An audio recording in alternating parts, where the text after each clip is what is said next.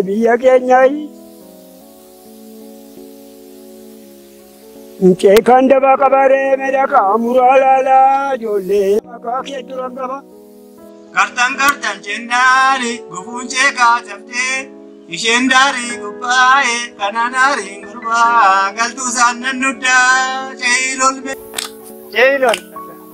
Kubbis warda leenjisuu yuutuu du'een badinii yaasalee kan leellisuu. Manni kee qilxuu bira dabarreen malee dhama kee jibbuu jira namni nagarreen malee. Yunditti damal qabaa yaatitti daaliitiin loo yagachi loon buburree yuutuu duutiin nufinii yaasa keessaan gurgurree.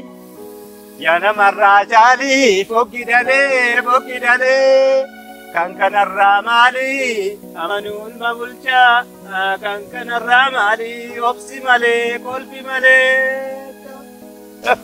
Naturgaa'ee maqaan kee yakka saantilla birraa yakka foon mataa dirraa yakka cooma waadanii yakka booka dhaabanii maaf naturgaa'uu didaa.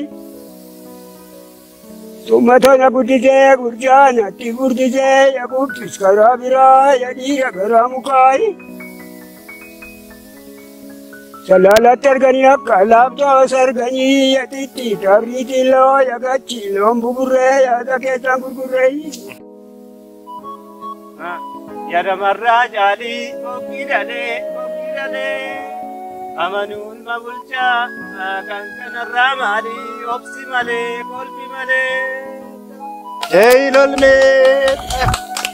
Laqamteen natta jedhu laqamteen natta jedhu oolmaa faagalta jedhu yemmuu yeroon isaa jiru boora shee jedhan sana akka olaa qalta jedhu. Kanarra maanuun kisaa ijoollee biyya keenyaa dhulluman qabateen nurra bokisa bakka.